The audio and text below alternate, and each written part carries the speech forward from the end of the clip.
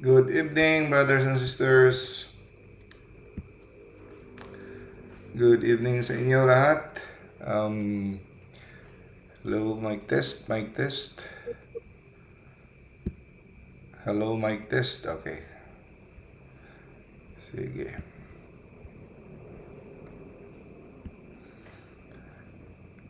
Ang mga andito ngayon, i-greet ko lang. Hello, good evening. Sis Juvic, Sis Evelyn, Sis Andrea, Sis Angelica, Brother Jeff, Sis Marilyn, Sis Mary Rose, Sis Monette, Sis Lizelle sa PWD Ministry, Sis Cheryl sa PWD Ministry, Sis Catholic, Sis Mel. Okay. Wala ngayon dito si Brother Ramel. Sino gusto mag-volunteer? Opening prayer? Opo. Sis Evelyn. Sige sis, opening prayer tayo sis. In the name of the Father, the Son, and the Holy Spirit. In the name of Mary, I humbly ask you to protect me, all those present now and all those people now in life, whom we cherish as well as our possession, from any form of harassment and retaliation. As we do this ministry, cover us all with your mantle of love and protection. For you are our mother and we are your children. Intercede for us with the Father that all that we do and say, pray down to his good and pleasure glory. Hail Mary, full of grace, the Lord is with you. Blessed are you among women, and blessed is the fruit of your womb. Holy Mary, Mother of pray for God, us pray sinners, for us. now and at the hour of our death. Now and at the hour of our death. Amen. Glory be to the Father, and to the Son, and to the Holy Spirit, as it was in the beginning, is now, and ever shall be, world without end. Amen. In the name of the Father, the Son, and the Holy Spirit. Amen. Thank you sis Evelyn sa pag-volunteer. Good evening sa inyong lahat. Okay, so welcome sa ating Wednesday Catechism Lecture, Faith Seeking Understanding. So, ang ating topic for this evening is about the Paschal Triduum. Okay? What is the Paschal Triduum? Okay. Yeah. Sandali lang. Yun. So, ang Paschal Triduum, mga kapatid, ay isang season. Season na napakaikli. Ito yung pinakaikli Ako ba wala boses o ano? na season sa ating liturgical calendar. No? So, for example, meron tayong Christmas season. No? The Christmas season is 12 days.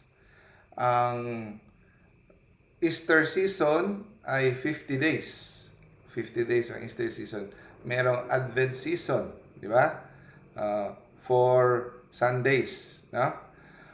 Before the Christmas, yung Advent.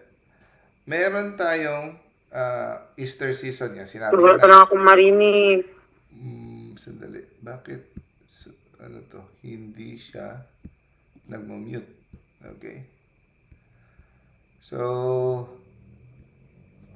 naririnig niyo ba ako mga kapatid? So far? Okay. Opo, Sige. narinig ko daw. Okay, sige. I-mute ko na ito ha. Lahat. Okay. Sige. So, may mga seasons tayo, di ba? Yung buong taon ng ating buhay katoliko, nakadivide yan sa mga season. Kasi naglalakbay tayo, ginugunita natin, no, ang ating buhay kaligtasan. Depende sa panahon na binibigay ng simbahan sa atin para tayo mag-guide sa ating pananampalataya. Easter season, Christmas season, ordinary days, yung mga naka-green yung yung stola ng mga pare. Ngayon, Lent, di ba? Lent is 40 days. Quaresma. So, ang Easter Triduum, marami siguro hindi nakakaalam, 3 araw lang. Okay? 3 araw lang siya. Yun ang pinakamaikli na season sa buong taon. Okay? Only 3 days. At ito ang nagmamarka ng katapusan ng Lent. Okay?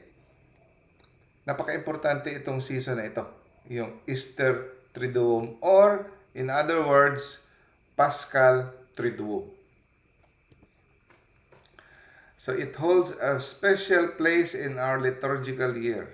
Okay? Kasi ito yung culmination, no? Ang pinaka-finale, no? Sa buong taon. Nagpoproklama ng pasyon, kamatayan, at pagkabuhay muli ni Jesus. The passion, death, and resurrection. So, Paschal, from the word Pisak, sa Hebrew, Pisak, Pasch, meaning Passover. No? So, yung Passover, yun ang Passover ng angel of death doon sa Egypt, di ba? Na hindi namatay yung mga firstborn. So, yung Passover, nasalba sila kung meron silang dugo ng lamb. So, si Jesus ang Lamb of God. So, siya ngayon ang new Passover. So, from the word Pisak, Paschal, the Paschal mystery, the passion, death, and resurrection of Jesus. Okay. So, lahat ng sakripisyo, pinaghirapan ni Kristo sa buong buhay niya, nag-preach siya ng word ni God, no? He preached the gospel, the good news. He healed the sick, no? He cast out demons. Ang pagkahirap niya, ito na yung pinaka-finale, no? The Paschal or the Easter Triduum. So, ang Triduum, Latin ito na salita ng the 3 great days. Ang 3 magiting na mga araw. Okay? So, ito yung araw na lalo nating paigtingin ang ating prayer, no? Ang ating fasting, no? Ang ating preparation. So, ito na yung pinaka-finale sa preparasyon, sa paghahanda natin bago ang pagkabuhay. Okay? We are all excited sa pagkabuhay. Okay? Sa pinaghahandaan. Kaya yan ang Christmas, pinaghahandaan natin ang pagdating ni Kristo sa Advent.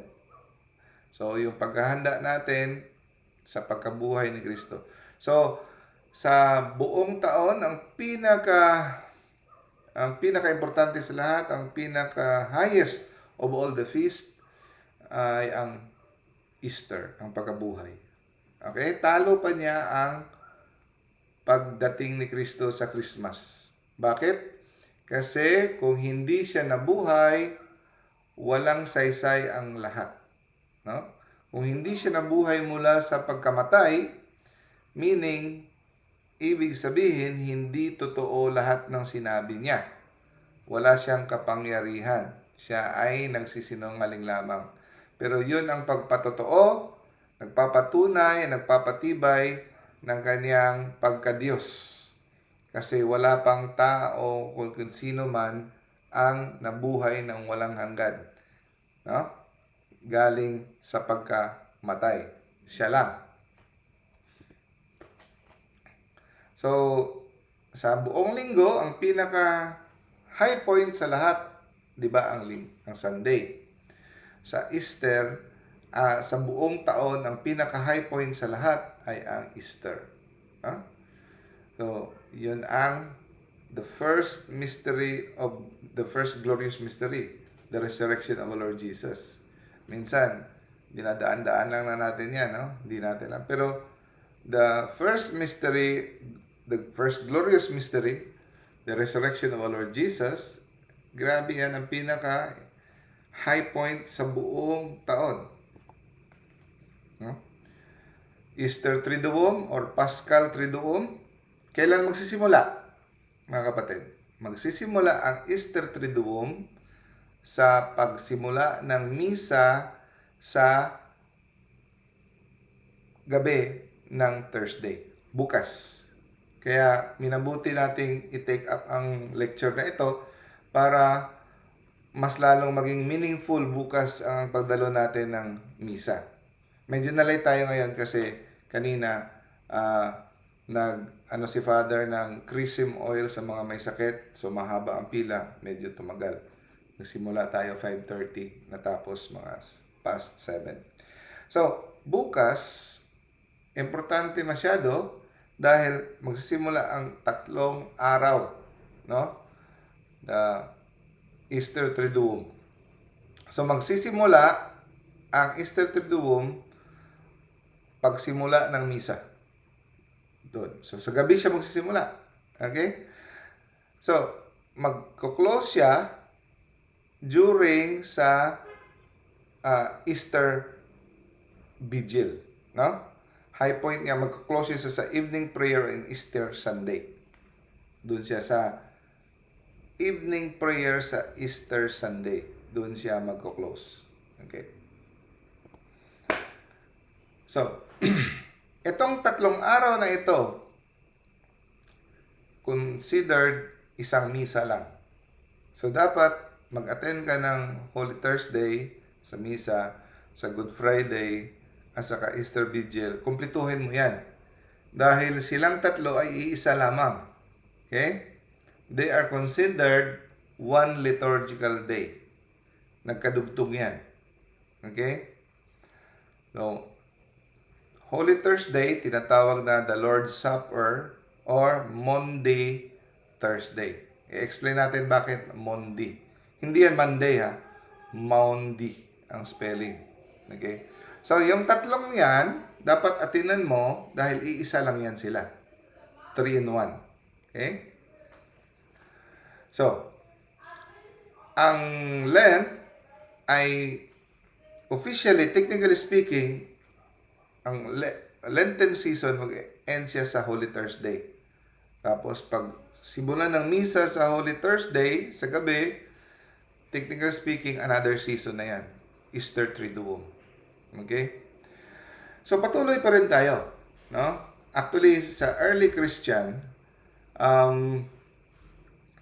pagpasok ng Easter Triduum, mas lalo nilang pinapaigting ang kanilang fasting. Yung iba hindi kumakain, 1-2 araw. No? Kumakain sila sa Easter Sunday. So, patuloy pa rin, no? Mas lalong pinapatindi ang prayer at fasting. Okay. Parating tinatanong, nagkakasala ba tayo pag hindi tayo nag-give up ng mga gumawa ng penances? Aside from Friday na hindi tayo kakain ng misa, hindi tayo kakain ng karne, no? Every Friday sa Quaresma, hindi tayo kakain ng karne. So, dapat gawin natin yan. At saka sa Ash Wednesday at saka sa Good Friday, hindi tayo magkarne at may fasting tayo. Ash Wednesday at Good Friday. So, kung maliban doon, wala ka nang idadagdag na mga penitensya, magkakasala ka ba? Ang sagot, hindi. Okay? Lahat ng mga additional na gagawin mong penitensya, aside sa mga required, ay hindi ka magkakasala kung hindi. Kasi yun ay optional. Okay? Voluntary yun.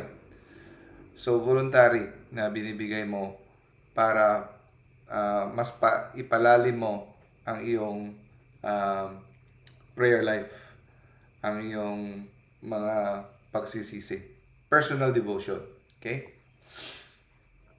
Ngunit, obligado tayong morally sa kada Biyernes, no? Sa kada Biyernes sa buong Quaresma. No? At saka sa Ash Wednesday at saka sa Good Friday. Sa linggo, tuwing linggo, kahit Quaresma, hindi siya kasali sa penitensya. So, hindi tayo dapat nagfa-fasting during Sunday. Kasi ang Sunday is considered the day of our Lord. No? So kaya nga kung i-add mo ang 6 na Sunday sa Kwaresma, magiging 46. Kaya yung counting is 40 dahil hindi natin sinasama ang Sunday sa abstinence at saka fasting. Okay. So, ang Easter Triduum, ito yung pinakamagandang diagram, no? Sa Holy Thursday, inaano natin, sineselebrate natin ang the Last Supper. Okay? Yung pag-institution ng Holy Eucharist at saka Holy Order. Ang Good Friday, ang pagkamatay ni Kristo. Pagkapako niya sa cross. Ang Holy Saturday, yun ang pagkamatay ni Kristo. Andun siya sa libingan. At saka yung Easter Vigil Mass. No? So, yun ang pagkabuhay ni Jesus. Okay. So, hindi pwedeng dadalo lang tayo sa isa, tapos sa isa hindi. Another tanong. Magkakasala ba tayo pag hindi tayo nag-attend kahit isa? Ang sagot, hindi. Pag nagsimba ka sa, hindi naman siya holiday of obligation. No? Holiday of obligation sa Pilipinas, yung January 1, December 25, December 8, at lahat ng linggo. So, kung legalistic ka, kung ano lang talaga yung nasa batas ng simbahan, yun lang susundin mo, hindi ka nagkakasala. Pero, ito ay nagpapahayag ng iyong mababaw na pagmamahal sa Diyos. Kung kaya mo man lang magsimba sa mga panahong iyon, no? Kung kaya mo nga magsimba araw-araw, kasi yung pinaka-highest form of worship. Okay? So, importante ang Good Friday, di ba? Pero kung Good Friday lang tayo at walang pagkabuhay, walang saysay, walang kahulugan ang ating paghihirap kung wala yung pagkabuhay. Meaning, puro lang tayo talo, pasakit, walang pagkapanalo. At kung puro lang pagkapanalo ang ating isi-celebrate, resurrection, at hindi tayo dadaan sa Good Friday, wala ring saysay. Kasi ang ating kaligtasan, tayo ay natubos. Ang kaluwalhatian natin ay nakamit sa pamamagitan ng sakripisyo, sa pamamagitan ng pagdurusa ni Kristo. Okay? So, kaya ang dalawang yan, yung tagumpay, yung paghihirap bago ang tagumpay, importante yan silang dalawa. Hindi pwedeng pipili lang tayo sa isa. Okay? So, ang Holy Week, andito na tayo sa Holy Week. Holy Wednesday na tayo ngayon. Nagsimula, Holy Monday, Holy Tuesday, Holy Wednesday. Bukas, Holy Thursday. So, andito na tayo sa pinaka-last na week. Ito yung last week ng Lent na let us be reminded ng Lent or Quaresma ay preparation para sa pagkabuhay. Ito yung intensive prayer and fasting and almsgiving. So, ang Holy Week, nagsisimula nung linggo, no? Palm Sunday. Okay? Yung pagpasok ni Jesus sa Jerusalem. Sinalubong siya ng mga palaspas. Okay? Sinalubong siya ng mga palaspas at nagsisigaw ang mga tao, Hosanna, no? Hosanna in the highest. Blessed is he who comes in the name of the Lord. Hosanna in the highest.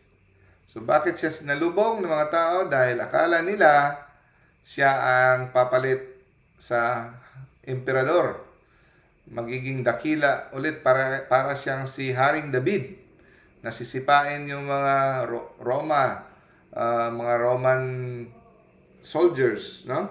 Magiging dakila ulit ang Israel. So, excited na excited sila. Okay? Now,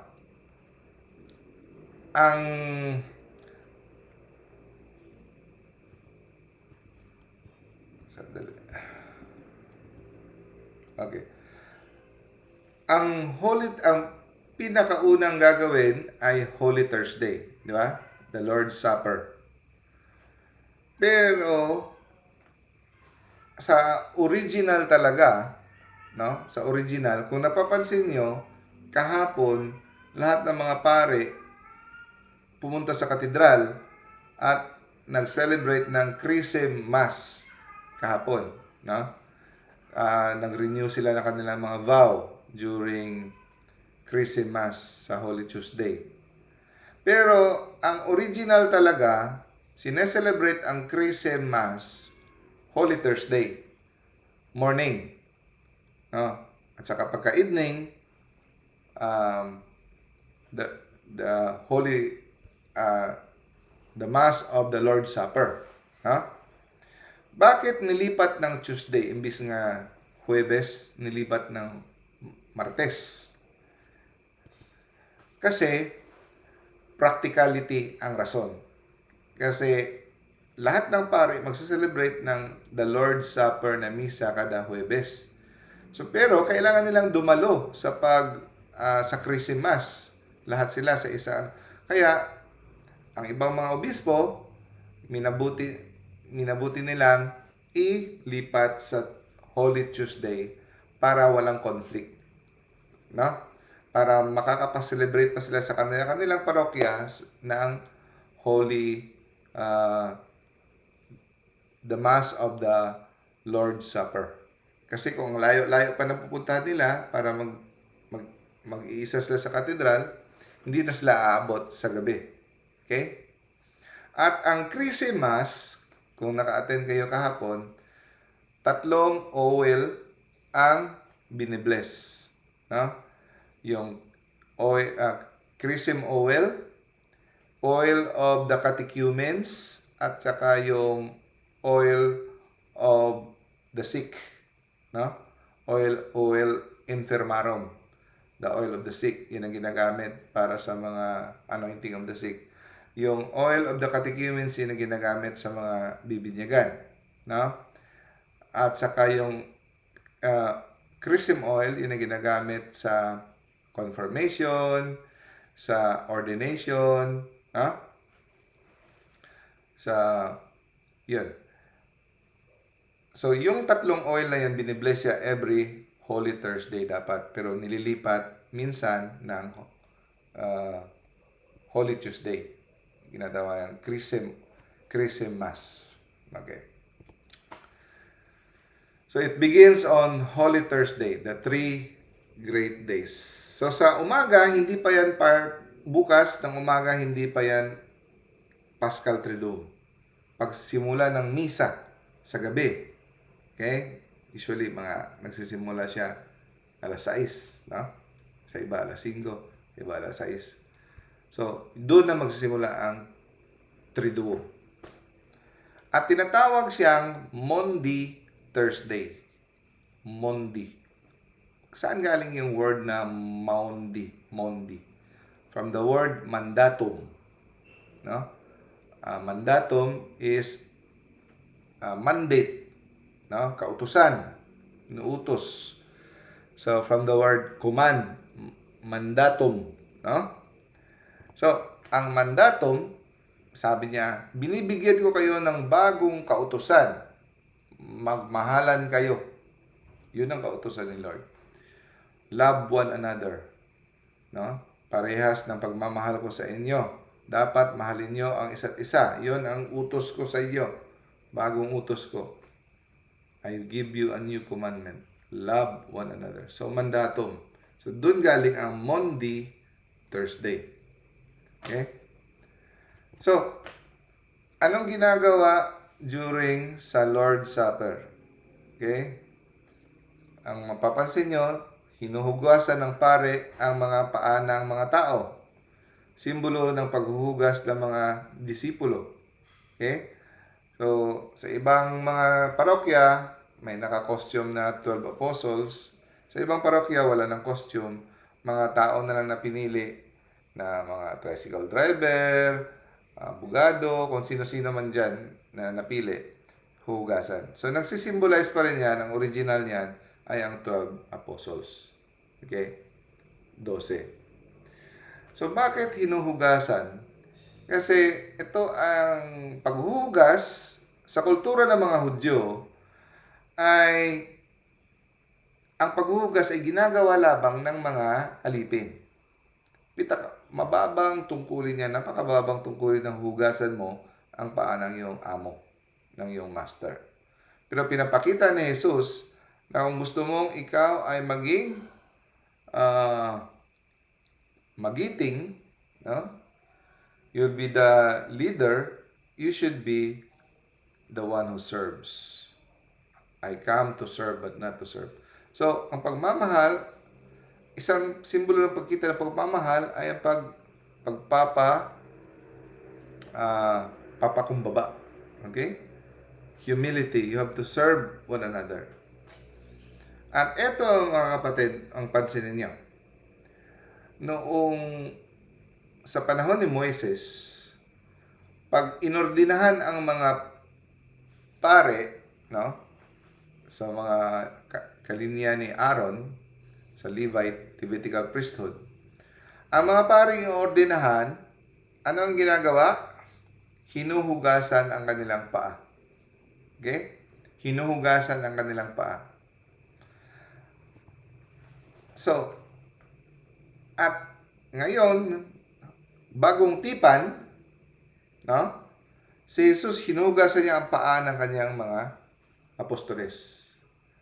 At kung maalala ninyo, sa Holy Thursday, sa Last Supper, dalawang sakripisyo ang sabay na establish. No? Dalawang sakramento ang itinayo ni Jesus. The sacrament of the Eucharist and the sacrament of priesthood. Okay? So, hinugasan niya, maliban sa pagpapakita ng pagpapakumbaba at pagmamahal, sinadya niya ito para maalala natin na ito ay ordination ng pagkapare. Kasi ang ordination ng pagkapare sa panahon ni Moises ay hinuhugasan ang kanilang paa. So dito nagsimula ang priesthood sa Holy Thursday. Nung sinabi ni Jesus na this is my body, no? This is my blood. Do this. Gawin nyo ito. Sa puntong yon, dalawang sakramento ang natayo. Na-establish. Automatic, binigyan sila ng katungkulan na gawin ito, ang Eucharistia. Okay? So, kaya nga, sa Holy Thursday, nire-renew nila ang kanilang vow. Kasi yun ang panahon, yun ang birthday ng lahat ng mga pare. Doon sila nagsimulang pagkapare, Holy Thursday. Pero, nililipat na lang ngayon para maka-attend sila sa Christmas sa Tuesday. Okay? So, pag napansin nyo, may hinuhugasan na paa, no? Yan ay ordinasyon. No? So hindi lang pagkapare, ang pagka-establish, pag-institute, no? ng Eucharist. Okay. So, ang Thursday has now become the day of the Eucharist because this is when Jesus instituted it. Kaya nga, mga kapatid, ang maliban sa fasting sa Friday, yung iba nagfa-fasting sila ng Wednesday. Sa mga tradisyon sa nung unang kapanahunan, nagfa-fasting sila Wednesday at saka Friday. Kasi ito ay pag-prepare, no? You're preparing for the Eucharist tomorrow. No? Because Thursday, ang Eucharist, Wednesday, naghahanda sila para kinabukasan. Okay. So, Pasch, Paschal, the Passover, from the word pisak, no? So, itong lahat, ginugunita, di ba? The Lord's Supper or the Last Supper, kailan ginawa ni Jesus? Sinadya niya sa Passover feast na nag-Passover ang angel of death kung sino man ang may nakalagay sa kanilang pintuan yung dugo ng lamb, the lamb. So, siya ang nagsisimbolize ng kordero ng Diyos na nag-aalis ng kasalanan ng sanlibutan. So, kung walang dugo sa pintuan, mamamatay. So, kung hindi natin tatanggapin ang dugo at laman ni Kristo, no? Mamamatay din tayo. So, yun, sinadya niya na magkatugma ang araw ng Passover meal at saka yung Last Supper. Kasi pinapakita niya sa atin na siya yun, yung tinutukoy sa Passover na nagliligtas sa mga tao na hindi mamatay. Pero siya yung, kung sa Bisaya pa, katumanan. No? Siya yung ang the fulfillment. Pero ang pansinin niyo mga kapatid, sa panahon ng Passover, sa panahon ni Moses, kakainin nila dapat yung lamb. Kakainin. Okay?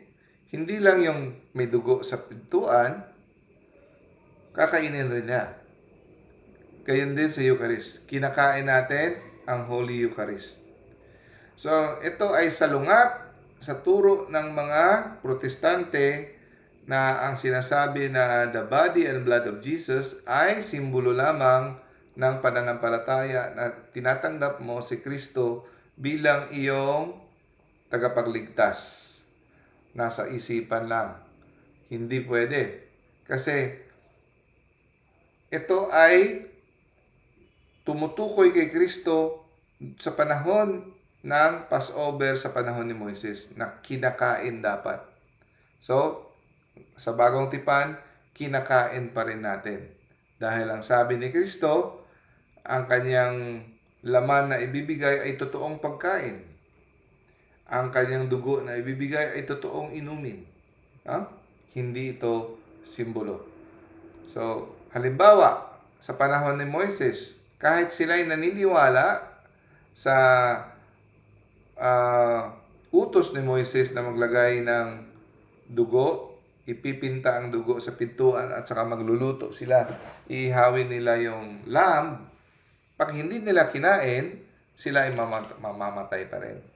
So, hindi sapat ang tatanggapin mo sa paniniwala sa iyong damdamin at utak, kundi physical mo dapat na kakainin. Okay? Now, bukas, pagkatapos ng misa, kung mapapansin nyo, wala siyang final blessing na, okay, the mass has ended, go, and in peace, no? Walang ganon. Silent, iba ang blessing. Silent siya, tapos magpo-prosesyon palabas sa simbahan, no? Bukas. Kasi hindi pa tapos ang misa eh. Matatapos siya sa Easter Vigil. 3 araw na yan, isang misa. Magkadugtong yan eh. So, to be continued yan. Kaya nga, pagkatapos ng communion, hindi mo mapapansin ang pare bukas na go in peace, the mass has ended, ng ganon. Silent, magpoprosesyon na silent, palabas ng simbahan, at ililipat ang Blessed Sacrament doon sa altar of repose. The place of repose. Ililipat doon. Bakit? Bakit ililipat doon? Anong sinisimbolo niya? Ang nagsisimbolo na pagkatapos din ng kumain sa the Last Supper, pupunta na si Jesus sa hardin ng Gethsemane at magpe-pray na doon sa agony in the garden. Kaya nga, ang altar of repose, dinidecorate na parang garden. So, kasi in Jesus, andun na yon. So, dinidecorate, nililipat ang Blessed Sacrament doon sa labas ng simbahan, sa gilid, o basta may pine-prepare na ibang altar doon nilalagay. Symbolize na the Garden of Gethsemane. Andun si Jesus magpe-pray. At pagkatapos nun, di ba, ng Holy Thursday, ng gabi, ng misa, may magbibigil dyan. Di ba? Tahimik lang, magpe-pray. Sinisimbolize na si Jesus, sinabihan niya si Peter, John, no? At saka si James, hindi ba kayo, di ba nakatulog sila, binalikan sila ulit, tulog na naman. Hindi nyo ba kayang um, sumabay sa akin, no? Stay awake even for 1 hour? Yun. So, sinasamahan natin si Kristo doon sa agony in the garden. Doon sa gabi na siya ay dadakpin, no? Siya ay kukunin ng mga kawal, mga sundalo, no? So, yun ang ibig sabihin. So, ang iba, doon rin ginagawa ang bisita iglesia, yung 7 churches. So, ang tanong, ano bang mga prayer na ipipray natin sa pagbisita iglesia? Ang sagot, walang official na prayer. Kahit anong prayer ang gawin mo, pwedeng Stations of the Cross. Kada simbahan, 2 station ang gawin mo, pwede. Kung mag-meditate ka lang, pwede. Kung anong mga prayers no, na tahimik, na ikaw ay sumasama kay Kristo sa agony in the garden, sa Garden of Gethsemane. Maganda. Para kang nagbibigil kasama siya. No? So, Good Friday, yun ang araw na siya ay papatayin na si Kristo, ipapako na siya sa krus, no? So, bakit ginawang good? Bakit tinawag na good? Ano bang maganda doon na pinatayin na ang ating Panginoon? So, tinawag siyang good dahil sa araw na yon, nakamit natin ang ating pagtubos. Natubos tayo ni Kristo. Okay? Redemption. Ano pala ang pinagkakaiba ng redemption at saka salvation? May pinagkakaiba ba? Ang redemption, pagtubos. Tinubos tayo. Binili tayo ni Kristo mula sa kamay ni Satanas. Kasi dahil sa ating kasalanan, tinubos niya tayo. Pero hindi lahat ng tao tinanggap ang kanyang pagtubos. Kasi, no? So, ibig sabihin, kahit ikaw ay tinubos, kung hindi mo tatanggapin, hindi ka maliligtas. Okay?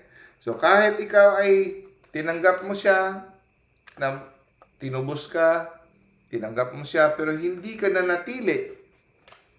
Sabi ni Kristo, remain in me, manatili kayo sa akin. So, pag hindi ka nanatili hanggang sa katapusan ng buhay mo, hindi ka maliligtas. So, iba ang ibig sabihin ng redemption, pagtubos, iba yung kaligtasan. Yung kaligtasan ay final salvation. So, yun. Good Friday. Pinatay siya, tinawag pa nating good. So, kasi, sabi ni Jesus, sabi ni St. Paul sa Romans chapter 8, verse 28, all things work together for good. So, kahit masama ang nangyari kay Kristo, ito'y papunta pa rin sa kabutihan. So, kaya talagang gawin ng Panginoon kahit anong mga trahedya nangyayari sa buhay mo. Pag ikaw ay nagmamahal sa Kanya, umaasa sa Kanya, papuntang kabutihan. Ha? All things work together for good. Alalahanin nyo na lang si Joseph. Si Joseph na isa sa mga anak ni Jacob. 12 na mga anak niya. So, doon galing ang 12 tribes of Israel. So, ang nakulong, pinagbintangan, papatayin pa sana ng mga kapatid niya. Ang sama-sama, no? Pero siya ay naging gobernador ng Egypt. Ha? Okay. So, kung mapansin nyo, sa Good Friday, no? Patay si Jesu Kristo. Hindi siya matatawag na misa. Liturgical celebration lang siya. Pero hindi siya matatawag na misa. Bakit? Walang consecration. Okay? Pag may consecration, yun matatawag siya na misa. Bakit walang consecration? Anong nangyayari sa consecration? Hinihiling natin sa Panginoon na pupunta siya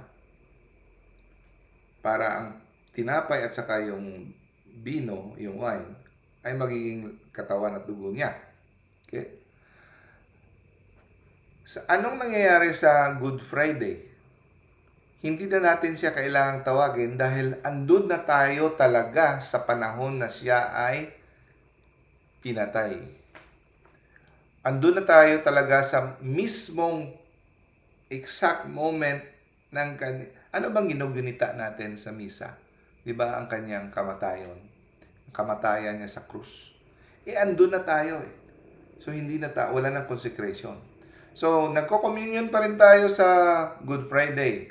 Pero saan galing yung communion natin? Kinonsecrate yan the day before, during. So kung ano yung tatanggapin natin sa Friday, kinonsecrate na yan the day before. Okay? Okay. So, we don't need the Mass because at Good Friday, no? Ang Mass ay celebrate, paggugunita ng kanyang sakripisyo. Pero sa Good Friday, andun na tayo mismo. Hindi na kailangan gunitain kasi andyan tayo mismo. No? That one day of the year, Good Friday, we don't need to consecrate because we are living the reality of Christ's crucifixion. Hindi na siya representation. Actual na talaga. Okay? So, dapat magpa-fasting tayo. Pero yung fasting natin, napakadali. No? Hindi yung buong araw di ka kakain. Pwede kang kumain ng isang meal na kompleto at saka yung 2 meal, konti lang. Yung 2 meal na konti, pag pinagsama mo yon, dapat hindi siya equivalent sa isang meal. Okay? So, kung 1 whole meal ka sa morning, yung pananghalian mo at saka sa hapunan, dapat 1/4. 1/4 plus 1/4, 1/2. So, hindi siya nag-equal sa 1. So, yun. Kung kaya mo buong araw mag-skyflex ka lang, di mas maganda. Depende sa'yo kung kaya mo. Kung kaya mo isang araw, yung iba, 2 araw, hindi kumakain. May mga kaya. So, pag ikaw ay may sakit, may diabetes, may tinatake na gamot, excuse ka. Okay? Pero sa mga walang may sakit, walang mga maintenance, mga diabetes, kung ano-ano pa dyan, no? 15 years old, up to 59 years old, required na mag-fasting. Okay? Correct me if I'm wrong. I think ang fasting 17 years old. 17 years old. Ang abstinence yung 15 years old, yung hindi kakain ng karne. So sa Friday hindi tayo kakain ng karne plus magfa-fasting pa. Ang sabi niya, ayoko kasi nakakagutom. Yun ang punto ng fasting. Makaka-experience ka ng gutom. So, paghandaan natin yan. Okay? So, ayoko yung gusto ko mag-fasting pero ayoko gusto maggutom. Ay, ano yan, timang. No? Magugutom ka talaga. Fasting yan eh. Okay? Sakripisyo. Konting sakripisyo. The least you can do. No? Para kay Lord. No? So, ang iba, kahit sa Saturday, pinagpapatuloy nilang fasting. Kasi si Jesus ay hindi pa siya buhay, no? Andun pa siya sa libingan. Pagluluksa pa, no? So, bakit tayo magfa-fasting sa Saturday? Sa anong sabi ni Jesus sa Bible? Because the bridegroom has been taken away. No? Pero kung hindi ka magfa-fasting sa Black Saturday, sa Holy Saturday, hindi ka naman nagkakasala. Pero kung gusto mong maging meaningful at mabura yung iba mong temporal punishments, mga iba pang mga benefits, mas maganda. Okay? Kaya nga sa Good Friday, no, at saka first part ng Holy Saturday, walang laman ang tabernacle. Empty. Okay? Dahil wala si Kristo, siya ay namatay. So sa Good Friday, anong ginagawa natin? Nagbabasa tayo ng Pasyon. Na binabasa natin ang the 7 last words. So dito sa amin, nagsisimula alauna hanggang alas 3, the 7 last words. Tapos alas 3, magsisimula na ang the Passion of Jesus Christ. Pagkatapos nun, magve-venerate ng cross. Okay? Luluhod, hahalikan yung cross. No? So, bakit natin hinahalikan ang cross? Iyan ang instrumento ng kanyang kamatayan. No? Hindi lang siya instrumento ng kamatayan, pero instrumento siya ng ating kaligtasan. Okay? So, nung ibang mga sekta, ibang mga protestante, ayaw nila ng krus. Pero anong sabi ng Biblia? No? Para sa mga hindi maliligtas, kahangalan, kabaliwan ang krus. No? Pero sa mga maliligtas, ang krus ay importante. No? At dinedemonstrate natin, ipinapakita natin sa publiko na handa tayong tanggapin at yakapin ang krus bilang sa pagsunod sa ating Panginoon. Na tayo ay follower ni Christ. Si Jesus, tinanggap niya ang kanyang cross, niyakap niya, pinasan niya. So, bilang follower, tinatanggap natin ang krus.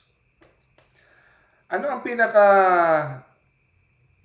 matindi at pinaka-importanting kasangkapan at sandata ng dyablo? Kamatayan. Kamatayan ang pinaka matindi niyang kasangkapan. Ngunit sa araw na ito, no? Tinalo ni Jesus. No? Tinalo ni Jesus ang kanyang tool, death. No? Tinalo ni Jesus dahil siya ay mabubuhay. At sinabi niya, my God, why have you forsaken me? Tinakwil ba ng Ama si Jesus? Itong topic na ito ay diniscuss na natin sa isang topic. No? My God, why have you forsaken me? Ito ay inulit lamang, no? Kinote niya si King David sa Psalm 22 verse 1. No? Ito ay isang pagtawag sa Panginoon, no? Ng pagpapahiwatig ng pagdusa, no? Mga hinaing. Pero sa huli nito ay nagpapakita ng pag-asa sa Panginoon. So, my God, why have you abandoned me? Why are you so far when I groan for help? So, ito ay nagre-representa ng lahat ng hinaing ng mga tao na ito ay dinala ni Kristo sa krus. Na pinapahiwatig niya, naiintindihan niya ang lahat na ating mga hinaing. At dahil sa kasalanan na pinasan niya, tila ba nadarama niya, no? Ang nadarama ng mga taong lubog sa kasalanan na naging malayo sa Panginoon. Okay? He was able to experience the divine abandonment. No? Pero, sa tingin natin, Sa mga panahon tayo nagdurusa, akala natin ang Panginoon, ang ating Ama ay napakalayo sa atin. Ngunit ang kabaligtaran ang nangyayari. Siya ay malapit na malapit sa atin. Okay. So, sabi ni Saint Faustina, no? Walang ibang paraan patungo sa kaluwalhatian maliban sa krus. No? There is no way to glory except through the passion. Kaya itatak natin sa ating mga kokote yan. No? Hindi tayo pwedeng makatanggap ng kaluwalhatian sa kaharian ng langit kung hindi tayo dadaan sa mga paghihirap. Yan ang recipe ng salvation. Ang Panginoon natin dumaan. Tayo pa, hindi. Okay? So kung puro pagsasaya at puro kaginawaan ang buhay natin at hindi tayo nakakadama ng paghihirap, pagsakripisyo para sa kaligtasan, sa kaharian, tanungin natin ating sarili kung totoo ba tayong follower ni Kristo. Okay? So by the way, pinapaalahanan tayo na hindi lang sa Kwaresma, no, tayo iiwas sa karne. Dapat sa lahat ng Biyernes. Pero ngayon, ini-stricto talaga na sa Kwaresma walang karne. At sa ibang mga Biyernes sa ibang taon, no, sa ibang araw ng taon na hindi Kwaresma, pwede kang magkarne pero dapat papalitan mo ng ibang klaseng penitensya. Okay? Pero kung wala ka namang papalit, dapat susundin mo pa rin yung walang karne. Kasi hindi na naman tinigil yan eh. Lahat ng Biyernes sa buong taon ay penitential day of observance. Okay? So bakit ba natin pinipigilan ang ating sarili sa pagkain o sa karne? Ang sagot, para mangingibabaw ang ating espiritu laban sa ating laman. At makakatulong ito sa pagdistansya natin sa ating mga katawan sa mundo. Di ba anong sabi ni Jesus? Do not love the world or anything from the world. If anyone loves the world, the love of the Father is not with him. So the more you detach, the more ka dumidistansya sa mundo, no? Sa mga kasiyahan ng mundo, kayamanan ng mundo, the more ka lumalapit sa Ama. No? So hindi siya pwedeng sabay. You cannot serve both God and Mammon. Okay? So, ang pag-insayo natin, parang insayo yan eh, ng pag-detachment sa yung fasting, yung abstinence. Okay? At also, sa paggawa natin ng mga penitensya, makakatulong din ito sa pagbura ng mga temporal punishments natin sa mga kasalanan natin na nagawa na lumipas na. Okay? So, ang mga pagkain, hindi sila kasalanan. Ngunit, inaalay natin, ino-offer natin ang hindi pagkain para mas makafocus tayo on something better. Food is good, but God is better. Kaya, ino-offer natin, give up natin ang something good so that we can focus on something better, which is God. So, kung babasahin natin ang Biblia, hindi mawawala ang self-denial. Di ba?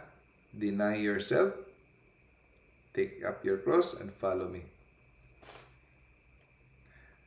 So, kasi pag hindi natin sinasanay ang ating sarili sa pagdistansya sa mga aliw, sa mundo, no? Mako-consume tayo. So, kailangan nating kontrolin ang ating mga laman, no? Para hindi tayo maging bilanggo. Pwede tayo maging mabilanggo sa ating kagustuhan ng laman. Nagiging automatic na. Di ba? Pag nasanay ka na, itong ginagawa mo, maghanap ka ng kasiyahan, maghanap ka ng disco, maghanap ka ng YouTube, ito na, automatic na, hindi mo na iniisip, hindi mo na makokontrol ang sarili mo, so hindi ka na nakakapag-pray, o automatic na paggawa sa iyo ng mga kasalanan at kahalayan, no? Okay. So, ano nangyayari pag nag-fasting tayo, mga kapatid? Tayo nagugutom. Kulang. Parang may hinahanap tayong pagkain. Okay?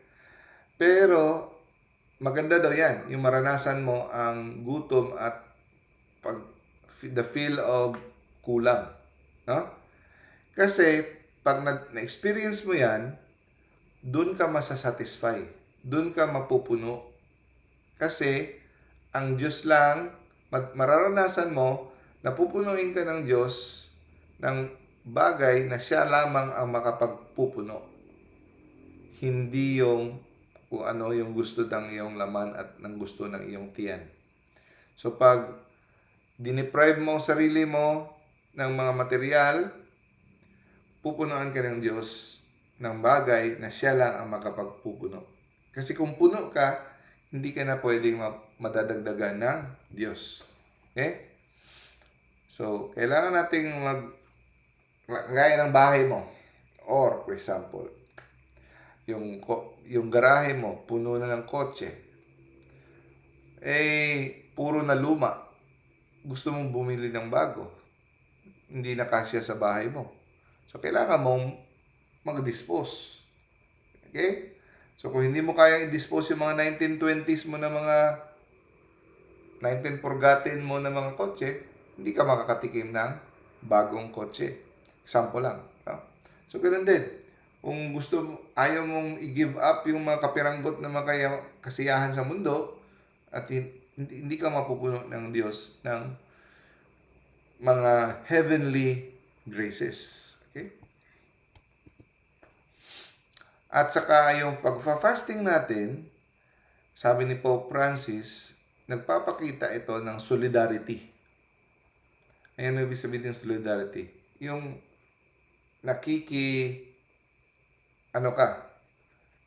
parang nakikisalamuha ka sa mga taong naghihirap na sila ay walang kinakain, pero ikaw rin ay nakikiayon sa kanila.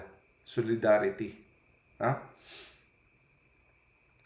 Yung, kagaya for example, ngayon, krisis na krisis. Ang mahal-mahal ng gasolina. Tapos, dahil may pera ka, ipaglalandakan mo yung bago mong kotse, tapos pupunta-punta ka saan, ikot-ikot ka.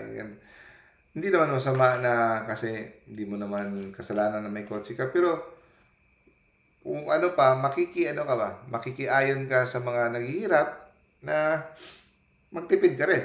No? Huwag mong ipainunod sa kanilang mukha na kaya mo at sila hindi nila kaya. Di ba? Sinong pumatay kay Jesus? Ang mga Hudyo ba? O mga Romans? Ang sagot, wala tayong sisihin. Tayong lahat na makasalanan ang pumatay kay Kristo. Actually, yung iba, sinisisi nila ng mga Hudyo, mga Israelites, dahil sila, hindi. Mas tayo ang mas guilty. Bakit tayo mas guilty? Kasi noong unang panahon, hindi pa nila lubos na naiintindihan kung ano ang misyon ni Kristo. Pero ngayon, alam na natin. Tayo na binyagan ng mga Kristiyano. Pero, inaano pa natin? Binibetray pa natin. No? Pinagtataksilan pa natin si Kristo, no? Para tayo sa mga Judas. Tinataksilan natin si Kristo sa pamamagitan ng ating mga kasalanan. So, ngayon, ang gospel reading ngayon ay pagtataksil ni Judas kay Jesus. So, bakit pinagtaksilan ni Judas si Jesus? Isang rason, dahil siya ay mahilig sa pera. Ito yung sinabi ni Father Ruben kanina sa homily. Ang ganda ng homily ni Father Ruben Lustre kanina. Isang rason dahil siya ay gahaman sa pera. Di ba? Pinagpalit niya sa pera.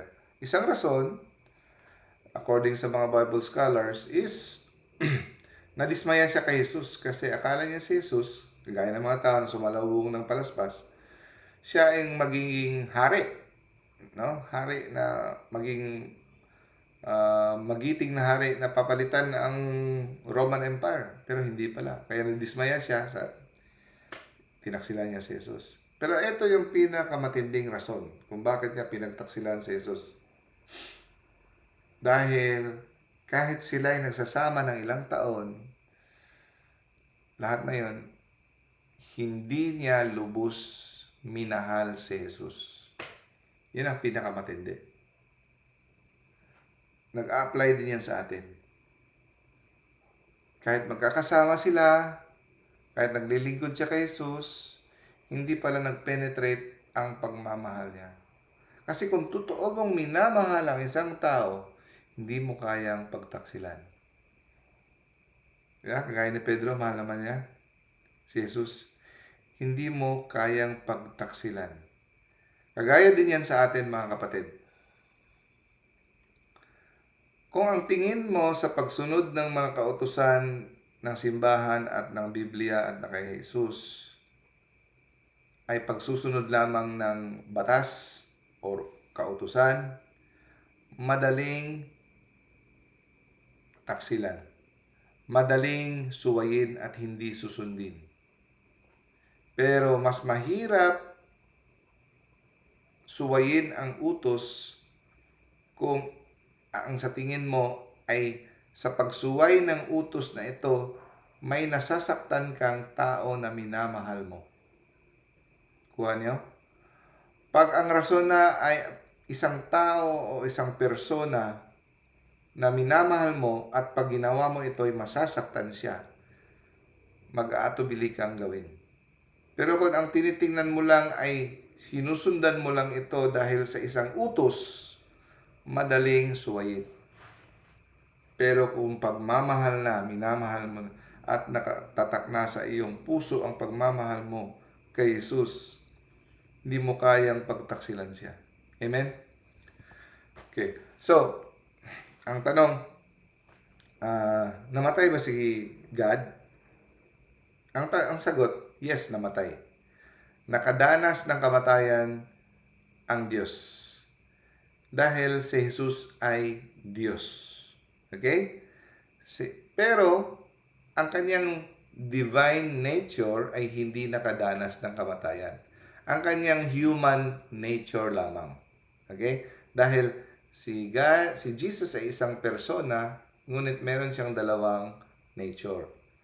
Divine, pagka-Diyos, at tao. Yung kanyang human nature ay nakadama ng kamatayan. Ano ba ang kamatayan, mga kapatid? Ang paghihiwalay ng katawan sa kaluluwa. Pag naghiwalay ang katawan mo sa kaluluwa, yan ay kamatayan. So, iba kasi ang pag-unawa ng ibang tao sa kamatayan. Akala nila ang kamatayan ay pagkawala, ang pagtigil ng kanyang existence. No, hindi yan kamatayan, annihilation yan. Ang kamatayan, simpleng pagkasabi, ang kamatayan ay nakadama ka ng paghiwalay ng iyong katawan sa kaluluwa. Yun ang kamatayan. Okay?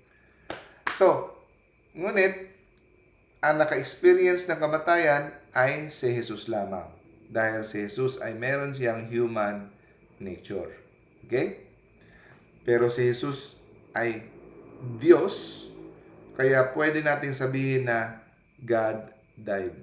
Kasi sinasabi natin yan sa Apostles' Creed, the Nicene Creed. No?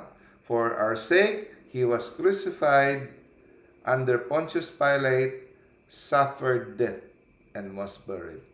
So, He really suffered death. Okay? So, sa Holy Saturday, anong gagawin natin? Nagre-reflection tayo. Contemplation. Naghihintay. No? The Mass of Anticipation. So, sa Holy Saturday, nagsisimula siya on the evening. No? Takip silim. Sa English pa, dusk. Okay? So, yan ang Easter Vigil. Yan ang pinaka mataas na misa sa lahat. No? Noong unang panahon, magsisimula siya sa takip silim, matatapos siya sa daybreak, sa madaling araw. Ganun katagal ng unang panahon. Pero ngayon hindi na, no? So, sa Easter Vigil, nagsisindi tayo ng kandila, no? Nag-symbolize that Jesus is the light of the world, no? Ang reading napakahaba nun. Okay? So, bakit Easter fire? The blessing of the candle. We light the Easter candle in that fire because to symbolize Christ. So, merong 7 na reading sa Old Testament at 2 reading sa New Testament. So, napakahaba niyan. Overview sa buong salvation history. No? Tapos, hanggang sa pag-announce kay Maria Magdalena na nabuhay na si Kristo.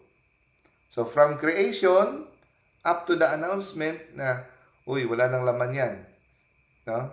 Sinabi kay Maria Magdalena na nabuhay na si Kristo. Bumangon na.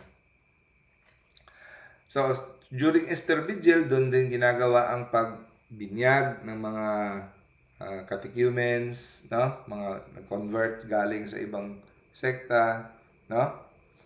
Yun. Confirmation at Holy Communion. So, bakit doon ginagawa ang pagbinyag? Dahil ito simbolo ng si Jesus ay nasa kamatayan, no? Kadiliman, He descended into hell. So, ang kamatayan, ilulublob ka sa tubig, symbolize na ikaw ay namatay, at sa Kristo ay nabuhay ka rin kasama niya paglabas niya sa tubig. Yan. Yeah? So, symbolize life.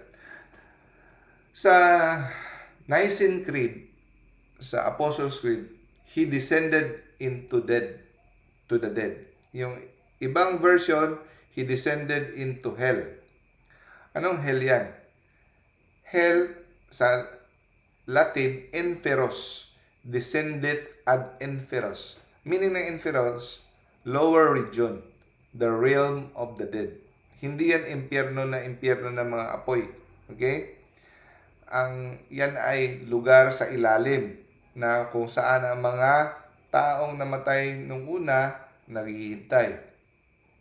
Ito yung picture ni Jesus na so lahat ng mga mabubuti sila ni Moises, ni Abraham, David, kung sino-sino pa dyan, Adan, Eva, sa mga propeta. Lahat hindi pa sila nakapasok sa langit. Hinihintay pa nila na si Kristo ay mabuhay, mapako sa krus para matubos at saka pa mabubuksan ang langit. Naghihintay sila sa tinatawag na limbus patrum. Okay? The place of the righteous. No? So, yun ang tinatawag na hell. So, sa Hebreo, tinatawag na Sheol, Hades sa Greek. Iba yung impyerno na walang hangganang kamatayan na kasakitan. Yan tinatawag na Gehenna. Hindi ginamit doon ang Gehenna. Ginamit na word ay Sheol or Hades. No? So, pag nasa Gehenna ka na, hindi ka na makakalabas. So, yung tinasabag na He descended to the dead to preach the good news, yun ang inferos, yun na limbus patrum. Okay? So, bakit tayo nagsa-celebrate ng Easter sa pagkatapos ng misa sa gabi ng Sabado? Di ba linggo siya nabuhay? Kasi sa Hudyo, ang araw nagsisimula sa takip silim. Sa takip silim. So, pag sinabing Friday night, considered na yan Saturday. Pag sinabing Saturday night, Saturday evening, considered na yan Sunday. So, kung titignan mo talaga sa parang 2 araw lang si Kristo, pero sinabi, di ba, 3 araw siyang namatay. So, namatay siya alas 3 ng Friday. So, kahit ilang oras na lang natira sa Friday, considered pa rin yan 1 day. Tapos, Saturday. Pagkatapos, takip silim ng Saturday, that is already Sunday. So, 3 araw. Okay? Saturday for the Jews was the Sabbath by the start. Ang araw na sisimula sa kanila sa takip silim. Okay? So, Easter Vigil. So, yung Easter Vigil, no? Mahaba yan. So, ang tanong, pag naka-attend ka ng Easter Vigil Mass, pwede ka bang hindi magsimba sa linggo? Ang sagot, yes, pwede na. Na nagampanan mo na ang iyong tungkulin. Kasi ang Easter Vigil Mass ay considered na yan na misa sa linggo. Kasi nagsisimula ang linggo sa Easter Vigil, sa gabi ng Sabado. Okay? So, sinabi natin ito kanina ang redemption and salvation, no? At sinabi na rin natin to from Pascha or Pisak, no? So, Easter Sunday, magbubunyi tayo. And ang Easter Sunday, hindi matatapos lang sa Sunday, 50 days siya. Matatapos ang Easter season sa Pentecost. 50 days siya magse-celebrate, no? We sing Alleluia, Jesus Christ our hope and salvation because He has risen. No?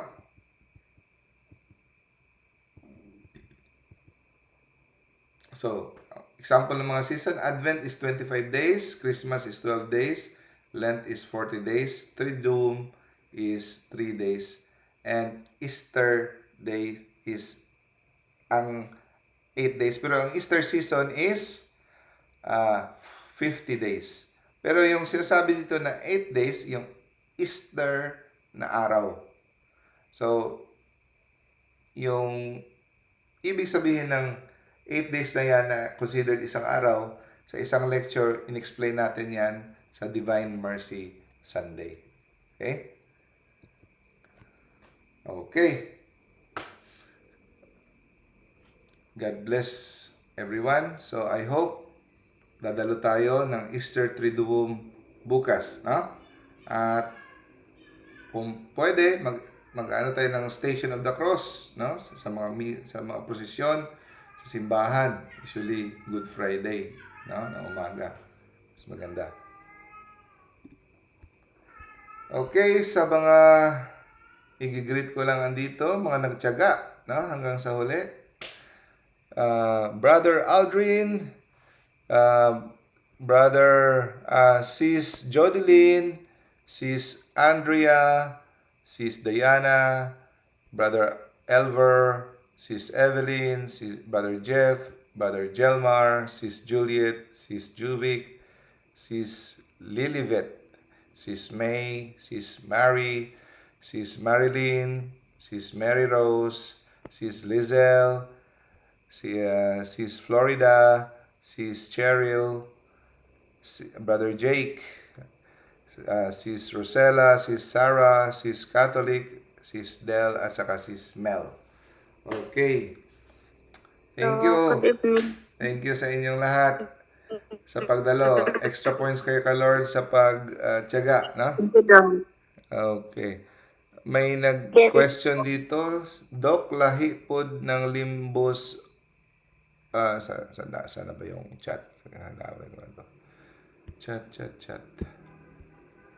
Nawala. Okay. Dok, lahi pod ng limbus for infant nga wala pa nabunyagan katong limbus. Yun ang tatawag nga limbus infantum. Yung isa, limbus patrum.